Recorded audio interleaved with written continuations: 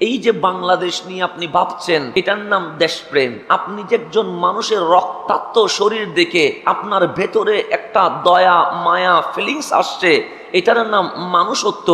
আপনার পরিবারের সেফটি নিয়ে আপনি ভাবছেন, এটার নাম মানবতা। আপনার সমাজ নিয়ে আপনি ভাবছেন, এটার নাম দায়িত্ব। ইসলাম আপনাকে এইভাবে কিছু কারিকুলাম সিলেবাস দিয়েছে, এটা আপনাকে শিখতে হবে, জানতে হবে, এরপর মানতে হবে। আমি ঠিক, আপনি ঠিক হবেন। আমি ঠিক হই নাই, আপনি জীবনে কখনো ঠিক হবেন না। তো ইসলাম বলছে, আমার আল্লাহ জানান দিচ্ছে, হাবিব বলেন এই বান্দাকে নিয়ে আমার অনেক স্বপ্ন আছে, এই বান্দাকে নিয়ে আমার দেওয়া সিলেবাস আছে, এই বান্দাকে নিয়ে আমার অনেক কিছু দেখার স্বপ্ন আছে। সেই জন্য জুমার মসজিদ আল্লাহ কোনো প্রাণীর জন্য করে নাই, বান্দার জন্যই করেছে। আল কোরআন কোনো প্রাণীর জন্য করে নাই, আল কোরআন মানুষের জন্যই করেছে। হ্যাঁ, রসুলটা সমগ্র জাহানের রহমত, কিন্তু এই রসুল যাদের কাছে পাঠিয়েছে তারাই আপনি আর আমি। সুতরাং আমাকে আপনাকে আল্লাহ এত উপরে মর্যাদা দিয়েছে, মালিক বলে দুনিয়াতে তুমি আশরাফুল মাখলুকাত থাকবা, মরার পর মাটির সাথে মিশবা না। যদি আমার ডিউটি পালন করো, আমি তোমাকে জান্নাতের মালিকানা দিয়ে দিব। তাহলে দুনিয়াতেও পজিশন উপরে না নিচে? উপরে। আবার মরার পর সবাই মাটির সাথে মিশে যাবে, কিন্তু মানুষ মিশবে না। মানুষকে আল্লাহ তাও জান্নাতের মালিক বানায়া পজিশন উপরে দিয়ে দিবে। কেন? আমার মালিক বলে আমার বান্দাকে আমি কখনো অপদস্থ করব না। দুনিয়াতেও চলার মতো চলতে পারলে আশরাফুল মাখলুকাত বানায়া সবার উপরে তুলে ফেলবো।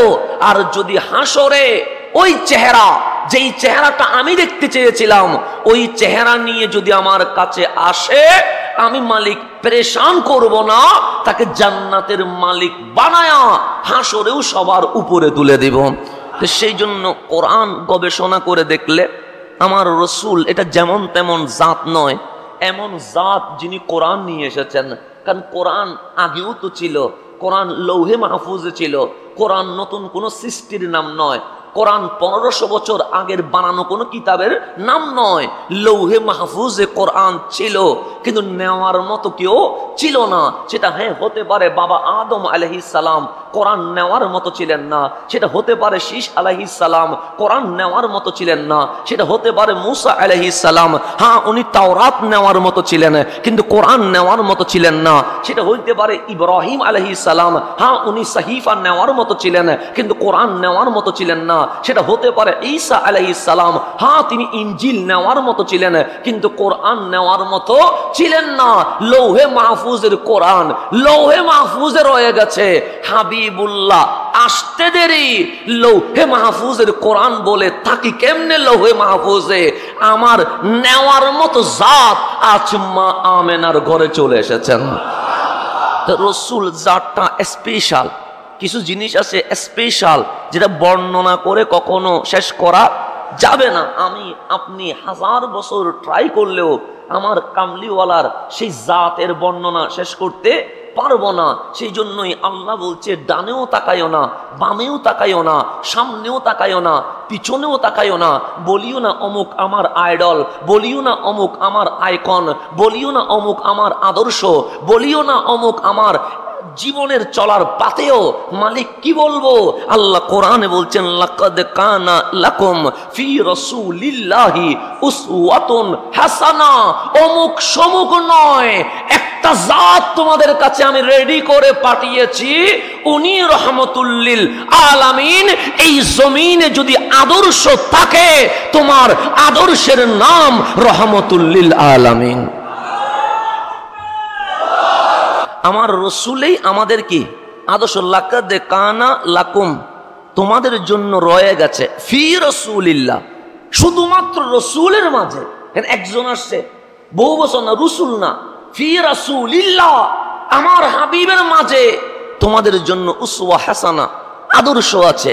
তুমি আইডল বললে রহমতুল লিল আলামিনকে বলো, আদর্শ বললে রহমতুল লিল আলামিনকে বলো, অনুসরণীয় বললে রহমতুল লিল আলামিনকে বলো, অনুকরণীয় বললে তাও তোমার হাবিবকে বলো।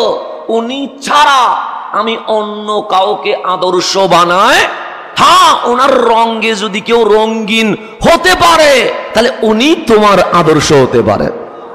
এটার নাম হচ্ছে রহমতুল লিল আলামিন। এই জাত পুরা জীবনটা আপনি যদি বলেন 40 থেকে 63, না না, মা আমেনার ঘর থেকে 63 পর্যন্ত পুরাটাই বয়স, এটাই আদর্শ। মা আমেনার ঘর থেকে আসা, এটা আদর্শ।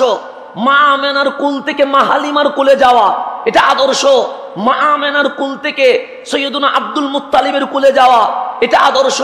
মা হালিমার সাথে তাইফে যাওয়া, এটা আদর্শ। মা হালিমার দুধ পান করা, এটা আদর্শ। মা হালিমার ঘরে বড় হয়ে বাচ্চাদের সাথে খেলার মাঠে যাওয়া, এটা আদর্শ। মা হালিমার ঘর থেকে মা আমেনার ঘরে আসা, এটা আদর্শ। মা আমেনার সাথে মদিনায় যাওয়া, এটা আদর্শ। মা আমেনার পরে হযরতে আবু তালেবের ঘরে আসা, এটা আদর্শ। আবু তালেবের ঘর থেকে মা খাদিজার ঘরে যাওয়া, এটা আদর্শ। এরকম করে প্রত্যেকটা সেকেন্ড, প্রত্যেকটা মুমেন্ট এমন আদর্শ আমাদেরকে দেখিয়েছে। রসুল যা আদর্শ দেখিয়েছে, কোরআন তা আদর্শকে মিলায়া দুইটাকে একসাথে বানায়া। কারণ কোরআন হচ্ছে লিখিত আর কামলিওয়ালা হচ্ছে প্র্যাকটিক্যাল। লিখিতও লাগবে, প্র্যাকটিক্যালও লাগবে। লিখিত পড়লে প্র্যাকটিক্যাল বুঝবেন না, আবার প্র্যাকটিক্যাল থাকলে লিখিত যদি না থাকে আপনি খুঁজে পাবেন না। দুইটাই লাগবে।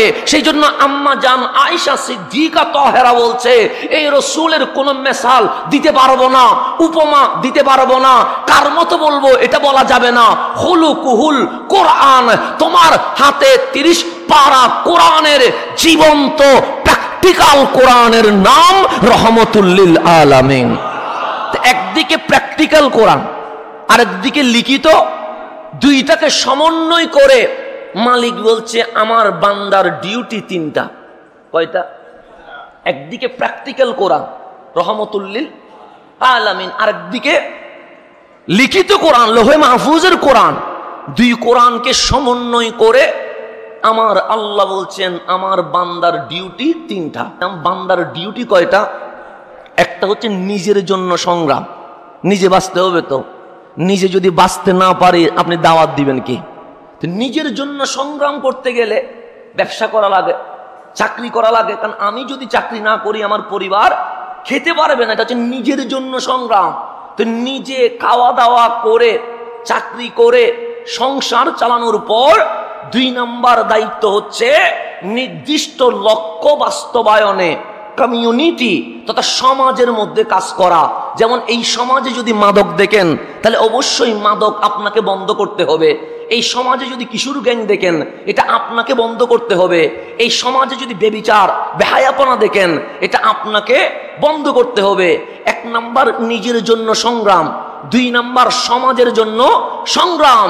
এরপর আমার মালিক বলে সমাজ যখন ঠিক হয়ে যায়, কারণ মানুষ যখন অমানুষ থাকে কোরআনের নূর প্রবেশ করে না।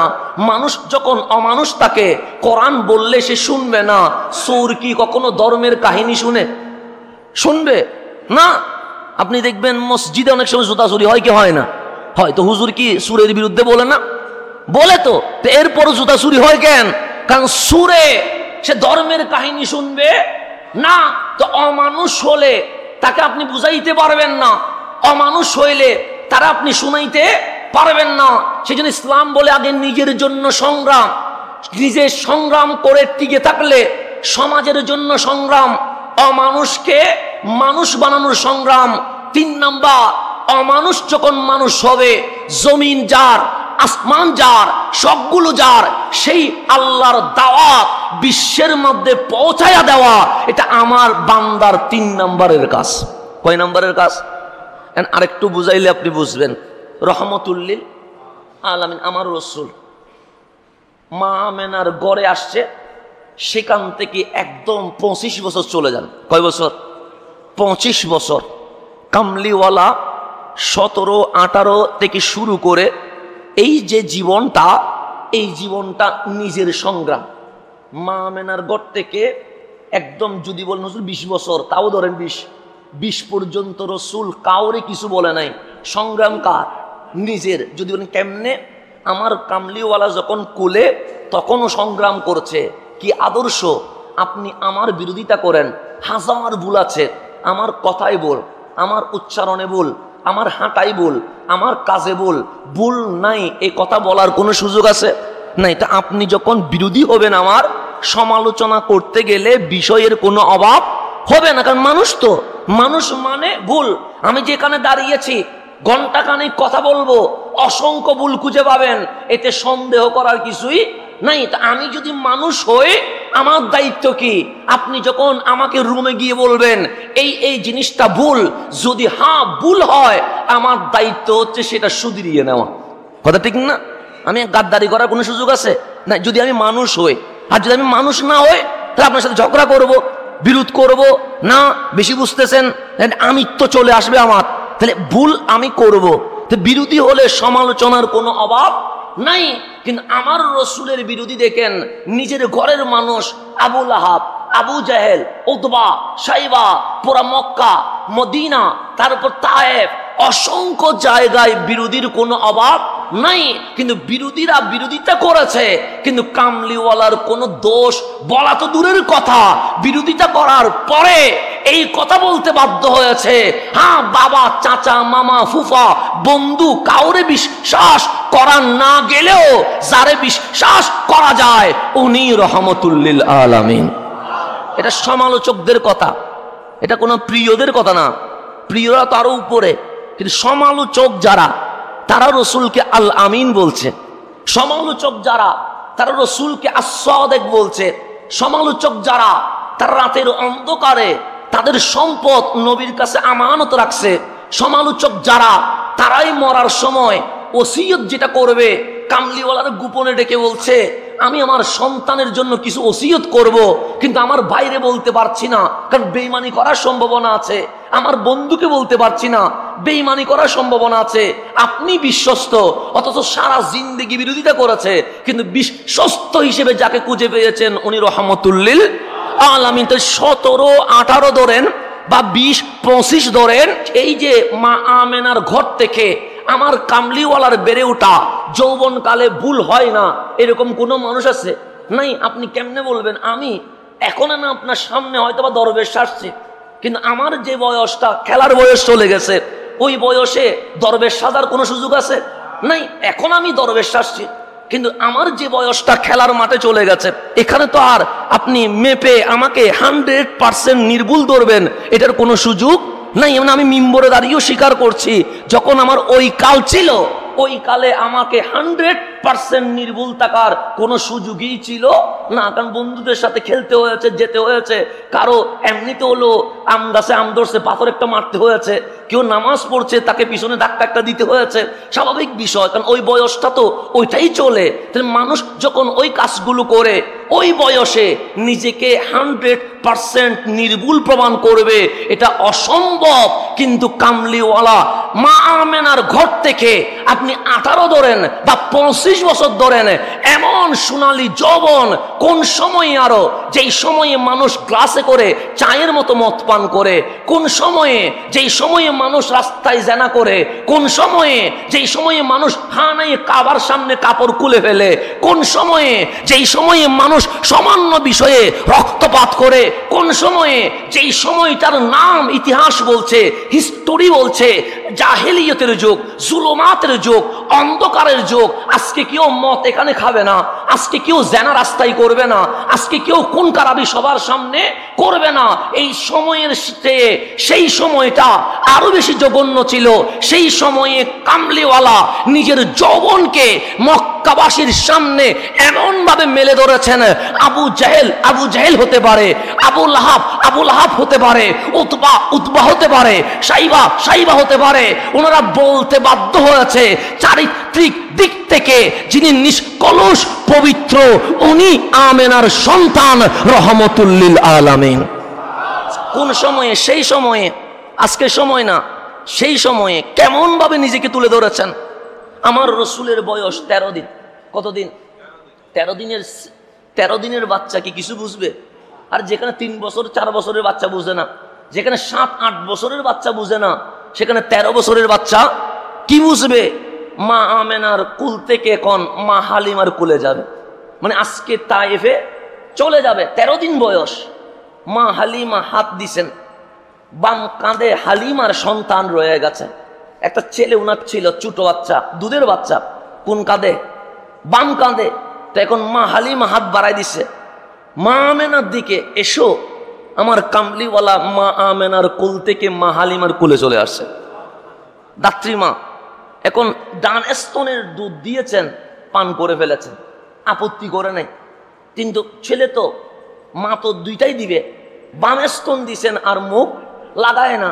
হালিমা বলছে হয়তোবা আজকে প্রথম বিদায়, ওনার একটু ডিস্টার্ব হতে পারে, নিয়ে গেছেন তায়েফে। বলছে আমার মা হালিমা বলছে আমার কোলে এই রসুলটা 1 বছর 11 মাস 17 দিন দুধ পান করেছে। কয় বছর? 1 বছর 11 মাস। আর মা আমেনার ঘরে কয় মাস, কয় দিন? 13 দিন। তাহলে হইল কত? 2 বছরের 1 দিন বেশিও না, 1 দিন কমও না, 2 বছর কমপ্লিট কামলিওয়ালা দুধ পান করা বন্ধ করে দিয়েছে। তখন কি সায়েন্স ছিল? এমবিবিএস ডাক্তার ছিল না।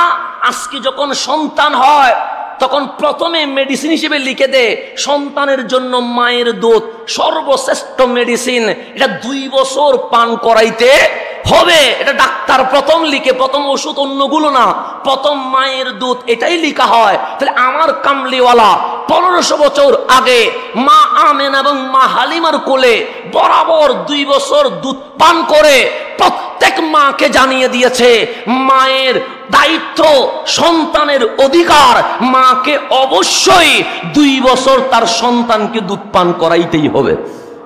দেখেন কুল থেকে।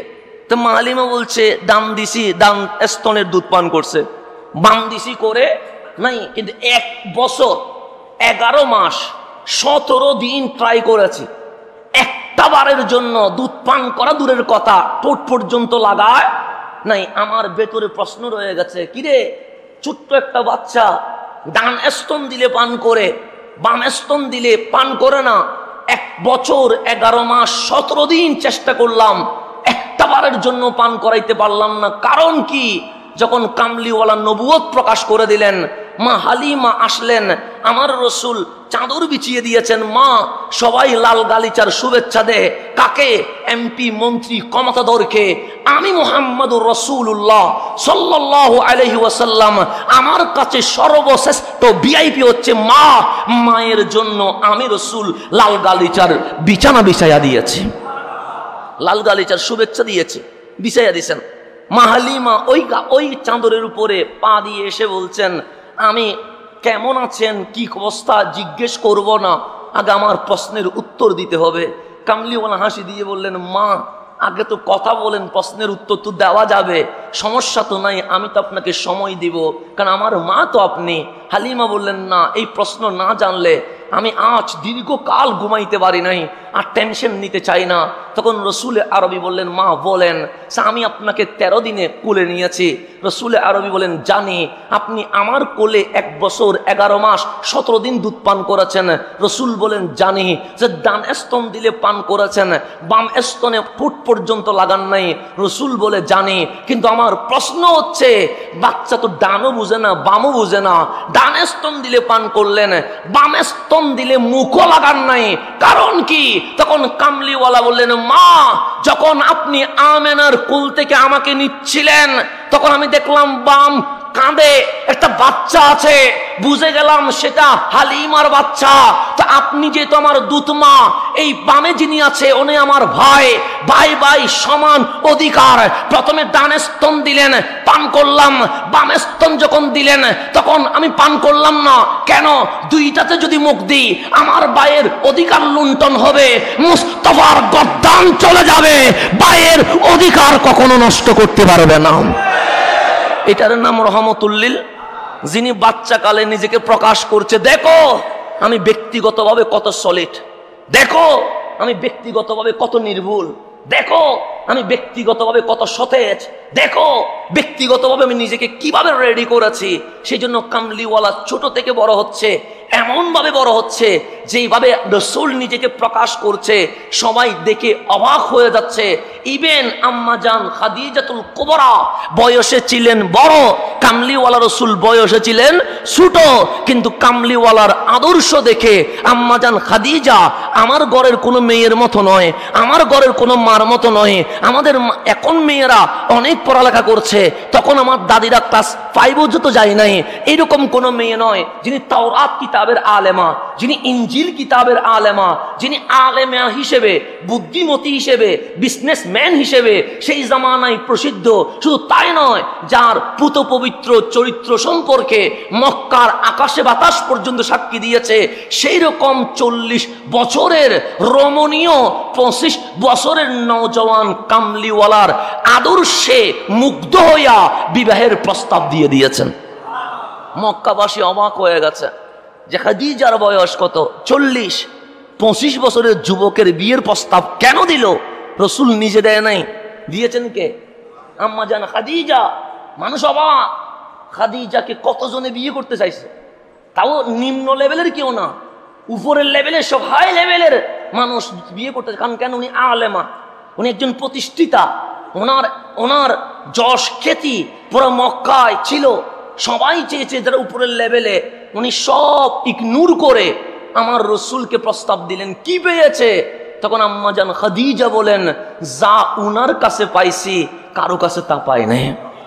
কেমন ভাবে নিজেকে উপস্থাপন করেছেন রহমতুল্লিল আলামিন। যা উনার কাছে পেয়েছি আমি অন্য কারো কাছে পাই নাই। সেই জন্যই তো বিবি জানে স্বামী কেমন। আপনি আমার ব্যাপারে ভালো কমেন্টস করতেই পারেন, কেন? আপনার সাথে আমার সপ্তাহে কয়বার দেখা হয়? একবার 1 ঘন্টা অভিনয় করা একটা সহজ বিষয়। আপনার সাথে আমি ভালো থাকার জন্য যা করা লাগে মোটামুটি তা আমি কি করতে পারবো, প্র্যাকটিসিং করতে পারবো। তা আপনি বলবেন হুজুর তো ভালো দেখে আলহামদুলিল্লাহ, উনি কথা বলে হাসি দিয়ে কথা বলে আমাদেরকে সময় দে, বলতে পারলেন। কিন্তু আমার ওয়াইফ জানে আমি কি আসলে ভালো না খারাপ। কেন? কারণ ঘরের বউটাই তো জানবে আমার চরিত্র কেমন। আমি এখানে মুখে হাসি দিয়ে ঘরের মধ্যে যদি যাই আর ডেক্সি ভাঙ্গা শুরু করি, তাহলে এটাই তো আমার আসল চরিত্র কি হয়ে যাবে, ফ্লাশ হয়ে যাবে। সেই জন্যই তো আল্লাহ রসুল বলছেন, যার বিবি কাল হাসরের ময়দানে আল্লাহর সামনে দাঁড়িয়ে বলবে আমার স্বামীটাই ভালো, আল্লাহ বলেন ও আর সাক্ষীর কোনো দরকার নাই। কারণ যার বিবি ওয়াইফ বলেছে স্বামী ভালো, আর সাক্ষীর দরকার নাই, আমি আল্লাহ এই সাক্ষীকে অ্যাকসেপ্ট করে তার স্বামীকে মাফ করে দিয়েছে। কারণ বিবি তো জানবে সেটা কেমন, কথা ঠিক না? কারণ সেটা কি ডেক্সি ভাঙে নাকি ভালো ব্যবহার করে, এটা তো বিবি জানবে। কারণ ঘরের ভিতর তো কেউ থাকে না, তো যিনি তাকে উনি তো ওয়াইফই থাকে, তো ওয়াইফ জানবে। কারণ সন্তানও না জানতে পারে, কারণ সন্তান তো হয়তো বা পড়তে যাবে, অনেক কিছুতে যাবে, সে বুঝতেও না পারে, কিন্তু বিবি জানবে, ওয়াইফ জানবে কেমন। সেই জন্য আমার রসুল যখন গাড়ে হেরা থেকে নেমে আম্মা জান খাদিজাকে বলেছেন, খাদিজা আনা রসুল্লাহ, আমি আল্লাহর ও রসুল, আমি দাওয়াত দিতে চাই লা ইলাহা ইল্লাল্লাহ, আমি বলতে চাই ইকরা বিইসমি রাব্বিকাল্লাযী খালাক। তখন আম্মা জান খাদিজা বললেন, পরীক্ষা পরে হবে, কিন্তু আগে আমি ঈমানটা নিয়ে আসি। আমি যাচাই পরে করব, এটা আসলে যাচাই করা। ইসলাম আবার যাচাই করতে ভালোবাসে। সেদিন ইসলাম বলছে ইকরা, পড়ো, কেন যাচাই করো। তোমাকে আমি আবেগ দিয়ে ডাকি নাই, তোমাকে আমি দলিল দিয়ে ডেকেছি, তোমাকে আমি বিজ্ঞান হিকমা দিয়ে ডেকেছি। ইসলাম যাচাই করতে বলেছে, যাচাই করতে বলেন তা না। কিন্তু আম্মা জান খাদিজা বলছে যাচাই কি হবে, পরে হবে, আগে ঈমানটা নিয়ে আসি। কেন? রহমানের দরবারে বলতে পারবো বিনা দলিলে আমি খাদিজা কামলিওয়ালার উপর ঈমান এনেছিলাম। এরপর উনি নবুয়তের কিছু প্রশ্ন করেছিলেন পরে, কিন্তু আপনি সিরাত পড়েন, উনি আগে কিন্তু ঈমান আনছে। আমরা ঈমান আনার আগে প্রশ্ন করবো, যে ঈমান এনে তারপর প্রশ্ন করার কোনো দরকার নাই। কিন্তু আম্মা জান খাদিজার বেলায় সিরাত পড়েন, উনি আগে ঈমান আনছে, এরপরে কি করছে প্রশ্ন বলতে তাও এরকম না যে আপনি নবী প্রমাণ, কিরকম না, উনি আলেমা যেহেতু ছিলেন, বুদ্ধিমতী যেহেতু ছিলেন, ইকরা বিইসমি রাব্বিকাল্লাযী খালাকের তাফসীরে লিখছে, যখন রসুল আরবি সর্বপ্রথম গারে হেরা থেকে মানুষকে দাওয়াত দেয় নাই, বিবিকে দাওয়াত দিয়েছে। কেন? আগে নিজের জন্য সংগ্রাম, এটা মনে রাখতে। নিজের বলতে এখানে ওয়াইফ আছে, সেখানে বাচ্চা আছে, পরিবার আছে, নিজের জন্য সংগ্রাম। চলে গেলেন আম্মা জান খাদিজার কাছে, ঈমান আনার পরে আম্মাজান খাদিজা বললেন, যিনি আপনার কাছে আসছে নাম কি ওনার? তখন আমার রসুল বললেন, রঈসুল মালাইকা, ফেরেশতাদের সর্দার, নাম তার জিবরিল, মানুষ তারে রুহুল আমিন বলে থাকে। কি বলে থাকে? রুহুল আমিন। আচ্ছা, আপনি দেখেছেন? হ্যাঁ, আমি তো কয়েকদিন ধরে দেখতে আছি ওকে। আচ্ছা, তা আম্মাজান খাদিজা যেহেতু ওয়াইফ, রসুলের সামনে কি পর্দা করার দরকার আছে? না, আমার ওয়াইফ তো আমার সামনে পর্দা করার দরকার নাই। তো রসুলের পাকের সামনে উনি হিজাব পরে ফেললেন, মানে নেকাব যেটাকে বলে, নেকাব পরে বলছেন, ইয়া রাসূলুল্লাহ, যারে দেখা যায় উনি কি এখন দেখা যাচ্ছে? আমার কামলিওয়ালা সুখ তুলে বললেন, খাদিজা, হ্যাঁ দেখা যাচ্ছে। আম্মাজান খাদিজার নেকাবটা খুলে মাথার ওড়নাটা ফেলে দিলেন, দিয়ে বললেন, এখন দেখা যায়নি।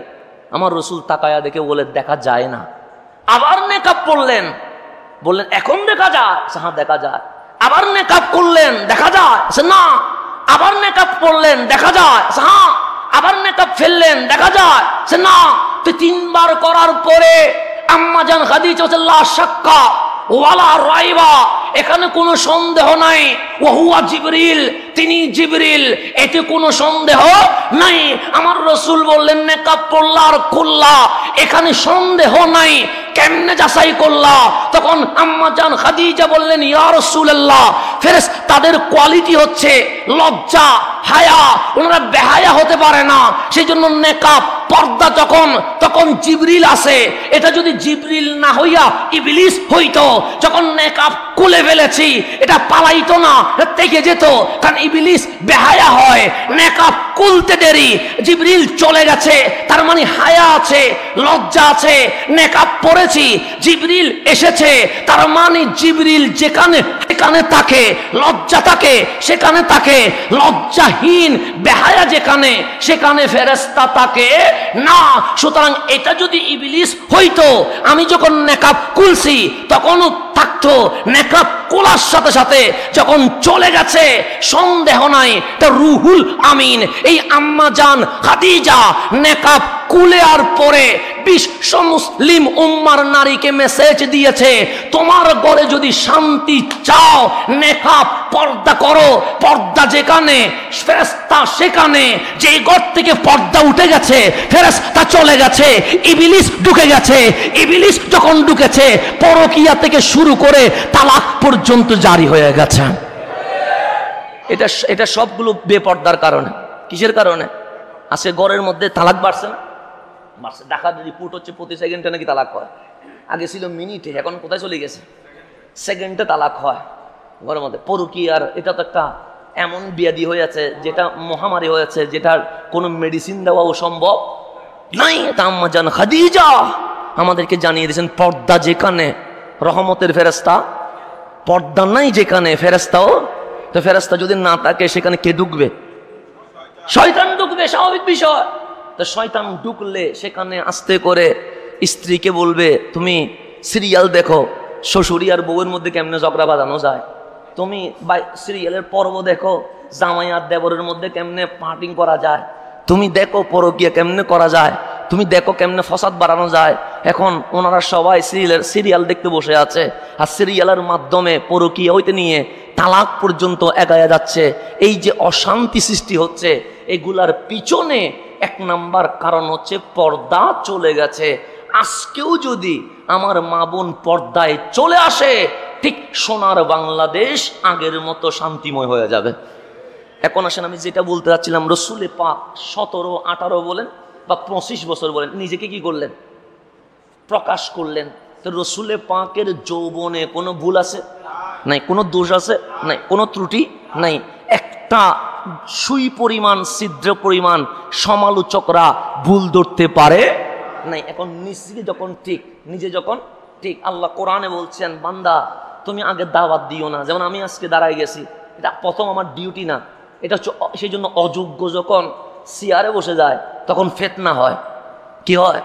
আজকে মুসলমানদের মধ্যে গ্রুপিং বাড়ি গেছে না, দলাদলি বেড়ে গেছে না। এই 2-3 দিনের মধ্যে মসজিদ নিয়ে মারামারি, হুজুরের নিয়ে মারামারি, কত কিছু হয়ে গেল। কেন? অযোগ্য যখন চেয়ারে বসে তখন কি হয়? ঝামেলা হয়, ফিতনা হয়। এই ফিতনাগুলো কি আগে ছিল না? আগে মানুষের মধ্যে শবে বরাত নিয়ে মারামারি হয় নাই, তারাবি নিয়ে মারামারি হয় নাই, বিতির নামাজ নিয়ে কোনো মারামারি হয়েছে? হয় নাই, কেন অযোগ্য যখন এখানে বসে গেছে তখন অবশ্যই মারামারি হবে, ফিতনা হবে। আপনি ইউটিউব করলে মাসালা যখন খুলবেন, একটা মাসালা জানতে গেছেন, দেখবেন 10 হুজুরে 10 রকম কথা বলে, আপনার মাথা দড়িয়ে গেছে, কিরে কোনটা মানবো, 10টাই তো 10 রকম বলে, আপনি বিরক্ত হয়ে নাস্তিক হয়ে যাচ্ছেন, আমাদেরকে গালি দিচ্ছেন। এগুলোর পিছনে কারণ কি? পিছনে কারণ হচ্ছে অযোগ্য মানুষ কোথায় বসে গেছে? মিম্বরে। আমার কাজ সর্বপ্রথম মিম্বরে নয়। আল্লাহ আমাকে শিখিয়ে দিচ্ছেন, বান্দা তুই আগে দাওয়াতি কাজ করিস না, আগে ইসলামের দিকে মানুষকে ডাকিস না। তো মাওলা আমি কি করতাম? আল্লাহ বলে দোয়া কর। মালিক কোন দোয়া করব? আল্লাহ বলে বল আল্লাহুম্মা আইন্না আলা যিকরিকা ওয়া শুকরিকা ওয়া হুসনি ইবাদাতিকা। আগে তোর জন্য দোয়া কর, মালিক দোয়াটা শিখাইয়া দাও। তো আল্লাহ দোয়া শিখাইয়া দিচ্ছেন, আল্লাহুম্মা, হে আমার রব, আইন্না, আপনি আমাকে সাহায্য করেন। সাহায্য করবে কে? আল আইন না, কিসের উপর সাহায্য করবে? আলা যিকরিকা, আমি যেন তুমি আল্লাহর জিকির করতে পারি, ওয়া শুকরিকা, তোমার নিয়ামতের শুকরিয়া যেন আদায় করতে পারে, ওয়া হুসনি ইবাদাতিকা, আমি যেন নামাজে যখন দাঁড়াবো আমার চেহারা থাকবে কাবার দিকে, মন যেন চাইনাই জাপানে চলে না যায়, মনটা যেন তুমি রবের দিকে যায়। হুসনি ইবাদাতিকা, আমি যেন সুন্দরভাবে ইবাদত করতে পারি। তুমি সেই দোয়াটা করো। তাহলে আল্লাহ প্রথমে নিজের জন্য দোয়া করতে বলছেন, বান্দা তুই আগে জিকিরের মাহফিল করিস না, আগে নিজেই মাওলার জিকির কর। আগে তুই আলহামদুলিল্লাহ তাফসীর করিস না, আগে তুই নিজের ভেতরে আলহামদুলিল্লাহ তাফসীর বাস্তবায়ন কর। আগে তুই নামাজ, রোজা, হজ, যাকাত, হালাল হারামের মাহফিল করিস না, আগে তোর মাঝে নামাজ, রোজা, হজ, যাকাত, হালাল হারাম বাস্তবায়ন কর। আগে নিজে ঠিক কইতে বলছেন। ইসলাম এখন নিজে ঠিক না হইয়া, নিজে কি নাই ঠিক নাই, এখন দাওয়াতি কাজে বাইরে গেছে। বড় সওয়াবের কাজ। কিসের কাজ? সওয়াবের। সবাই দাওয়াতি কাজ। ইঞ্জিনিয়ারও বের হয়ে গেছে, ডাক্তারও বের হয়ে গেছে, লয়ারও বের হয়ে গেছে, আমিও বের হয়ে গেছি, আপনিও বের হয়ে গেছেন, সবাই বের হয়ে গেছি। কি কাজে? দাওয়াতি কাজে। আর রাত 12টায় দেখবেন ওই মেসেঞ্জারে মেয়ের সাথে চ্যাট করা শুরু করে দিয়েছে। তো এই দাওয়াতি কাজ তো দরকার নাই। এই দাওয়াতি কাজ দিয়ে তো কখনো বা শরীয়তের কোনো কিছু প্রতিফলন হবে না। আল্লাহ নিজের ব্যাপারে বলছেন, আল্লাহুম্মা আইন্না আলা যিকরিকা ওয়া শুকরিকা ওয়া হুসনি ইবাদাতিকা। আগে তুই তোর জন্য দোয়া কর, তুই পরে মুসল্লির জন্য দোয়া করিস, তুই পরে অমুক তমুকের জন্য দোয়া করিস, আগে নিজের জন্য দোয়া কর। কে কি চাইবি? মাল চাইবি? না না, তুই আমার জিকির কিভাবে করতে হয়, আমার ইবাদত কিভাবে করতে হয়, আমার শুকরিয়া কিভাবে করতে হয়, আমার কাছে সাহায্য চা।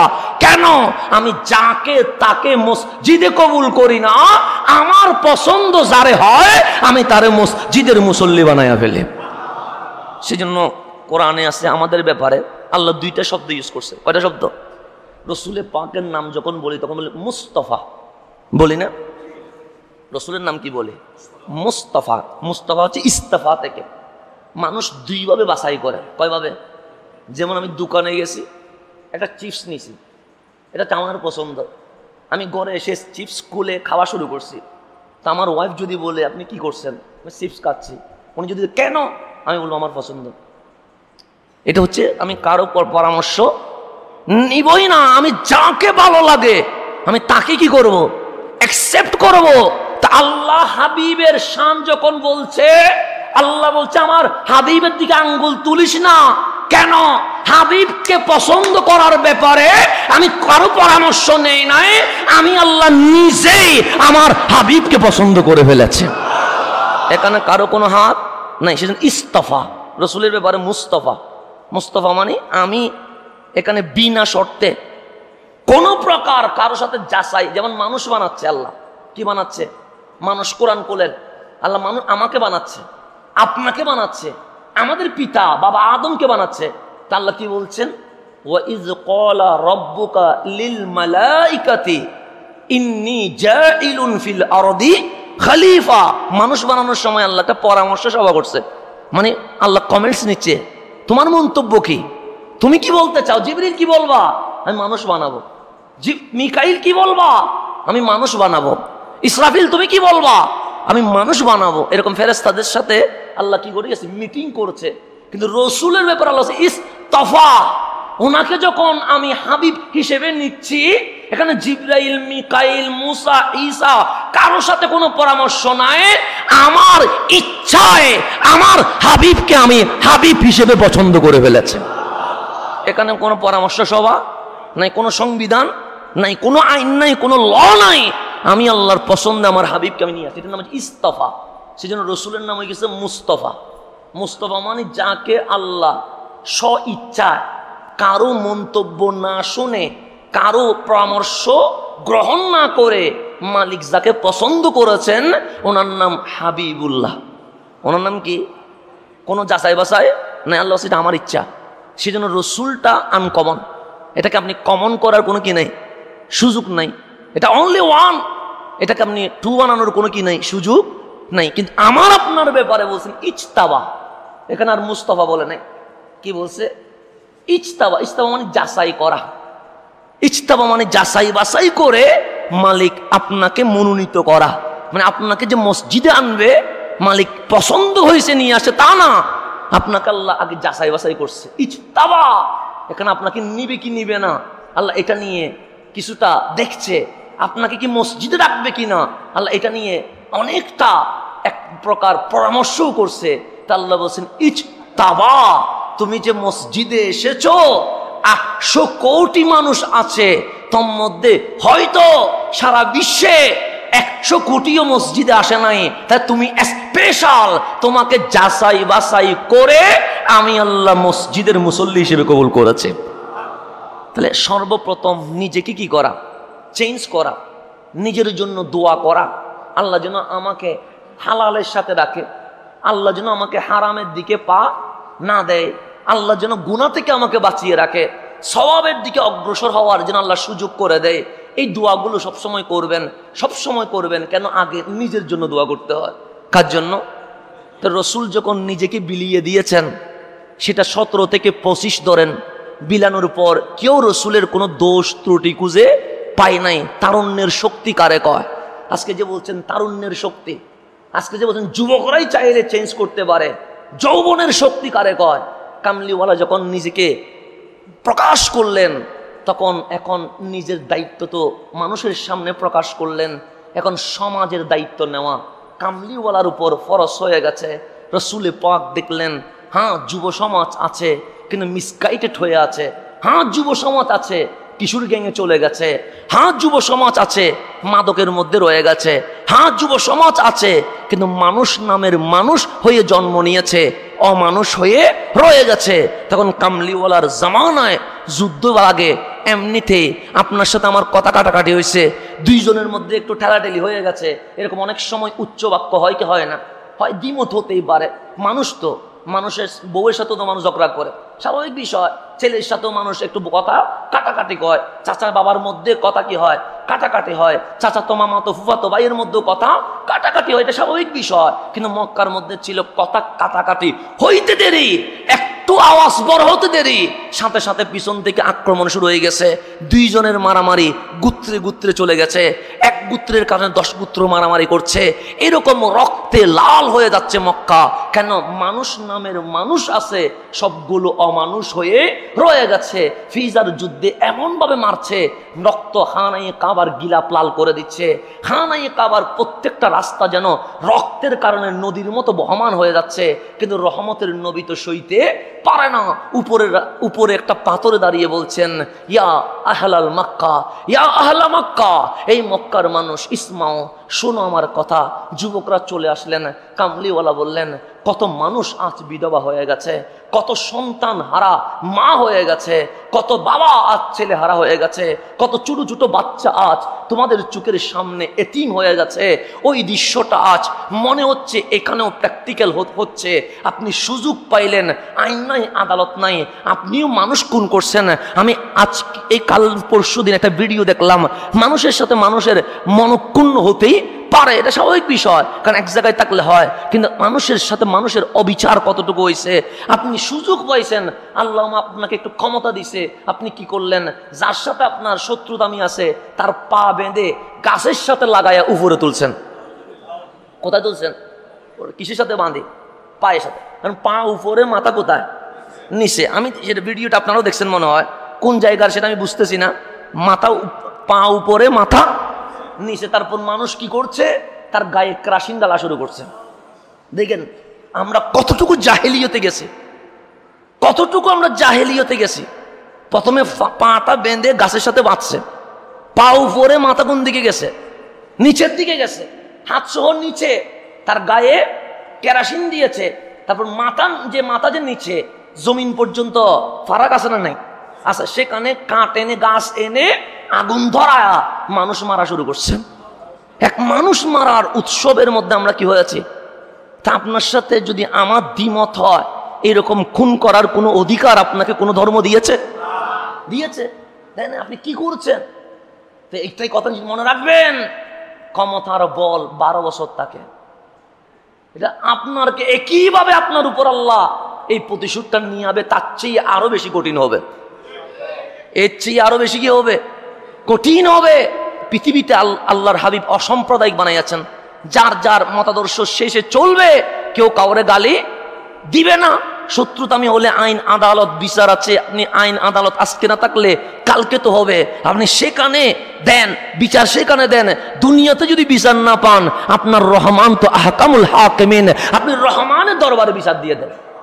আল্লাহর চেয়ে বড় বিচার, ন্যায় বিচার কেউ করতে পারবে না। আমরা আপনারা কি করছি? সেই জন্য এগুলো থেকে সাবধান থাকবেন, আল্লাহ যেন আমাদেরকে বাঁচিয়ে রাখেন।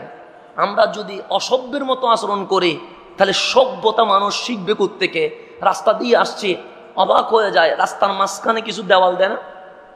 মানে এই রোডটা চিটাঙের দিকে যাবে, এই রোডটা কি দেখবে? ঢাকায় যাবে, 4 লাইন 4 লাইন বলেন, তো মাঝখানে একটা দেওয়াল আছে না নাই? আচ্ছা, এই দেওয়ালটা কোনো দোষ করছে? এ কোনো অপরাধ করছে? এটা কার টাকা দিয়ে বানাইছে? আমাদের টাকা দিয়ে। এটা কারো টাকা দিয়ে বানাইছে? আসার সময় দেখতেছি চিটাং থেকে ঢাকায় আজকে ভেঙ্গে পুরোটা সুরমার করে ফেলছে। তো লাভ কি? আপনার প্রতিবাদের, এই প্রতিবাদ করে লাভ কি? আপনি কি লাভ করছেন না ক্ষতি করছেন? এটা আবার বাঁধতে হবে না? তো কার টাকা দিয়ে বাঁধবে? এখানে আমার বুঝে আসে না, এখানে এগুলো ভেঙ্গে লাভ কি হচ্ছে? লাভ কি হচ্ছে? আপনার সাথে পুলিশের উপর আপনার মন খারাপ হতেই পারে, আচরণের কারণে হোক, যে কোনো কারণে থানা ভাঙিয়ে দিয়েছেন, থানাটা কার টাকা দিয়ে বাঁধছে? আবার বাঁধতে হবে কার টাকা দিয়ে? তো লাভ করলেন না লস করলেন? এই জিনিসগুলো তো বুঝতে হবে। আমি কি করছি, এটা তো আমাকে বুঝতে হবে। আজকে ডাকাতি বেড়ে গেছে, কেন? পুলিশ নাই। সব পুলিশ কি খারাপ না? তো একজনের কারণে আমি 30 জনের মারতে পারবেন? তো কি হচ্ছে এগুলো? মানবতা কোথায় চলে গেছে? মানুষত্ব কোথায় চলে গেছে? সেজন্য আমাদের হুজুরদের দায়িত্ব হচ্ছে, যেখানে অন্যায় সেটা অন্যায় বলতেই হবে, এর বাইরে কথা বলার কোনো সুযোগ নাই। ছাত্ররা যখন অন্যায়ের শিকার, তখন আমি চলে গেছি, হ্যাঁ অনেক কথা শুনতে হয়েছে, অসুবিধা নাই, কিন্তু অন্যায়কে আমি অন্যায় বলবো। আপনি আমার চাকরি দেন বা না দেন, কারণ রিজিকের মালিককে আল্লাহ। যেখানে অন্যায় সেখানে আমি অন্যায় বলবো। আপনি যদি আমাকে বলেন মারবো, আমারেন, অসুবিধা নাই, কারণ আমি বিচার দিব কার কাছে? আল্লাহর কাছে। হ্যাঁ, আপনি গাড়ি ভাঙবেন, ভেঙে দেন, আমি বিচার দিব কার কাছে? আল্লাহর কাছে। আমার পথ রুকে দিবেন, রুকে দেন, সমস্যা নাই। কেন? আল্লাহ যখন হায়াত দিছে, আমার টেনশন কিসের? ওই হায়াত পর্যন্ত আমার মাওলা আমার রিজিকটা নির্দিষ্ট করে দিয়েছেন। আমার রিজিক কি করে দিয়েছেন? নির্দিষ্ট করে দিয়েছেন। তো সুতরাং যেখানে অন্যায়, সেটা কি বলতে হবে? অন্যায় বলতে। ছাত্ররা অন্যায়ের শিকার হয়েছে। আমি ছাত্র নয় এখন, আমি আগে ছাত্র ছিলাম, কিন্তু আমি ঘরে থাকতে পারি নাই, আমি মাঠে চলে গেছি। কেন? কারণ আমি যখন দেখলাম রক্তের উপর খেলা খেলছে, এই খেলা আর খেলতে দেওয়া যাবে না। এখনো তো আমার একই অন্যায় শুরু হয়ে গেছে। তাহলে অন্যায় মিললে তো দরকার নাই, অন্যায় বন্ধ করে আপনাকে আমাকে ন্যায় প্রতিষ্ঠা করতে হবে। কথা ঠিক না? অন্যায় বন্ধ করে কি করতে হবে? ন্যায় প্রতিষ্ঠা করতে হবে। যারা অপরাধী তাদের বিচার করতে হবে, যারা অপরাধী নয় তাদের উপরে কোনো প্রকার অবিচার করার সুযোগ নাই। এটা আমাদেরকে কি করতে বুঝতে হবে। তো কামলিওয়ালা বলছেন, তোমরা রক্তপাত করে লাভ কি হচ্ছে? লাভ কি হচ্ছে? আজকে আমাদের কাছে বন্ধুত্ব জিনিসটা চলেই গেছে। সামান্য কারণে আমরা কি করতেছি? মারামারি করছি। দল আগে না বন্ধুত্ব আগে? বন্ধুত্ব আগে। আপনি দলটা বাদ দেন, এগুলা দিয়ে কি হবে? আল্লাহ যেন আমাদেরকে বুঝার তৌফিক নসিব করেন। তো আমি যেটা বলছি সেটা আমাকে বলতে হবে। আল্লাহর হাবিব কামলিওয়ালা বলছেন, কত মারামারি করবা? মারামারির রেজাল্ট কি? সবাই বলেন রেজাল্ট হচ্ছে মারামারির পর আবার মারামারি। মারামারি কখনো কি হয় না? বন্ধ হয় না। একদিকে ফুলে উঠলে চতুর্দিকে কি ওঠে? ফুলে ওঠে। কামলিওয়ালা বললেন, মক্কাকে কি তোমরা সহজ পেয়েছ? এটা পবিত্র ভূমি, যেখানে মাওলার গড় খানায়ে কাবা আছে। আমি নবী থাকতে এই মক্কায় রক্তপাত হতে দিব? তো যুব সমাজে তরুণের শক্তি, মুরব্বীরা বলেন আজীবন দেখে আসছি কুবাইতে, আপনি আসি কি বলেন আবার? কারণ ওনার তো বয়স হয়ে গেছে, 40 বছর দেখতেছে মারতেছে, 60 বছর দেখতেছে মারামারি। উনি বলছেন যুবক মানুষ 25 বছরের, এটা কি বলতেছে? কিন্তু যুবকরা বলছেন না, আমরা আমাদের এই মক্কায় আর মারামারি হতে দিব। তখন কামলিওয়ালা এখন সমাজের দায়িত্ব নিচ্ছে। সর্বপ্রথম নিজের প্রকাশ করলেন, কোনো দোষ নাই, এখন সমাজের দায়িত্ব নিচ্ছেন। আমার 4টা শর্ত আছে। 1 নাম্বার, আজ থেকে মারামারি, হানাহানি, রক্তপাত আজীবনের জন্য বন্ধ ঘোষণা করা হলো। 2 নাম্বার, এই মক্কায় বিদেশিরা আসবে, কারণ এখানে আল্লাহর গড় খানায়ে কাবা আছে, তাদের ইজ্জত সম্মান রক্ষা করা আমাদের দায়িত্ব। শত্রু হোক, আমরা তার বড় তার কি করব? ইজ্জত রক্ষা করব। 3 নাম্বার, এখানে ধনীও আছে গরিবও আছে। ধনীয়ে 3 বেলা খায়, গরিবে 2 বেলা না খায়া থাকবে, এটা হবে না। প্রত্যেক ধনী পরিবার একটা গরিব পরিবারের জন্য রান্না করতে হবে, তাহলে ধনীও গরিব সমানভাবে খেতে পারবে। 4 নাম্বার, এখানে যেই সব সন্তান টাকার কারণে পড়ালেখা করতে পারে না, যেই সব মেয়ে অভাবের কারণে বিয়ে হচ্ছে না, আমরা যুবকরা তাদের বিয়ের ব্যবস্থা, পড়ালেখার ব্যবস্থা করব। এই 4 শর্তে কামলিওয়ালা হিলফুল ফুজুল করে অশান্ত মক্কাকে একদিনে শান্ত করে দিয়েছেন। তাহলে প্রথমে ইসলামের দাওয়াত দেয় নাই, প্রথমে নিজে ঠিক, প্রথমে কি, তারপরে সমাজ ঠিক। সমাজ যখন ঠিক হয়ে গেছে, মারামারি বন্ধ, কিশোর গ্যাং বন্ধ, জেনাবে বিচার বন্ধ, সব যখন বন্ধ হয়েছে, এখন মানুষ হওয়া শুরু করছে। কি হওয়া?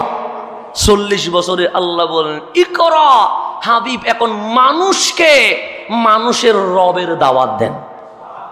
কাকে দাওয়াত দিবেন? যে মানুষকে, কারণ অমানুষ থাকলে সে শুনবে না। সেই জন্য মানুষকে তার রবের কি দেন? দাওয়াত দেন। তাহলে প্রথমে নিজে, প্রথমে কি? তো নিজে যখন ঠিক হইছেন, ইসলাম শুধু নিজেকে নিয়ে ভাবে না। মুসা আলাইহিস সালামের একজন সাথী ছিলেন, তাফসীর করলেন সূরা কাহাফের মধ্যে। মুসা আলাইহিস সালাম খিজির আলাইহিস সালামের সাথে দেখা করতে যায়। ওনার একজন খাদেম ছিলেন, উনিও নবী ছিলেন, ওনার নাম ইউশা বিন নুন। নাম শুনছেন? ইউশা বিন নুন, উনিও একজন কি ছিলেন? নবী ছিলেন। ওনার জামানায় আল্লাহ রাগ করছে। আল্লাহ বলেন ইউশা, আপনি আপনার এলাকা ছেড়ে চলে যান। ইউশা বিন নুন বলেন মালিক, চলে যাব কেন? তখন আল্লাহ বলেন আমি আযাব দিব, কারণ নবী মানে রহমত, রহমত যেখানে থাকে সেখানে আযাব দেওয়া চাই না, আপনি চলে যান।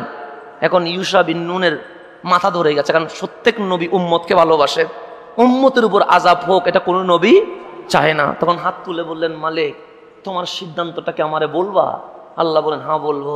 সে কি করবা আযাব দিয়ে? আমি 60,000 মানুষকে মারি ফেলবো। কয় হাজার মানুষ? এমন আযাব দিব 60,000 মানুষ মেরে ফেলবো। ইউশা বিন নুন বলেন এতগুলো মানুষ মারবা মাওলা? হ্যাঁ, 30,000 খারাপ মানুষ আর 30,000 যা তোমার পিছনে নামাজ পড়ে, মানে ভালো মানুষ, সুফি মানুষ, দরবেশ মানুষ, এরকম দেখে মারবো। ইউশা বিন নুন অবাক হয়ে গেছেন, মালিক এটা কেমন বিচার? 30,000 যেগুলো খারাপ, যেগুলো জেনা করে, বেবিচার করে, মারে, জুলুম করে, এগুলোরে মারি ফেলো, আমি এতে কিছু করব? কিন্তু আমার 30,000 মুসল্লিরে মারি ফেলবা? আল্লাহ বলে হ্যাঁ মারবো। সে কেন? ওদের দোষ কি? দোষ হচ্ছে নিজে ভালো হইছে, সমাজকে ভালো হওয়ার দাওয়াত দেয় নাই। নিজে কি হয়েছে? নিজে সুদ খায় না, অন্যকে সুদ না খাওয়ার জন্য বলে না। নিজে জুলুম করে না, অন্যকে জুলুম করলে কি হয় এটা বলে, মানে নিজে ভালো আছে, আমি ভালো, মানে সমস্যা আলহামদুলিল্লাহ কোনো সমস্যা নেই, কিন্তু অন্য কেউ কোথায় ডুবছে আমার দরকার।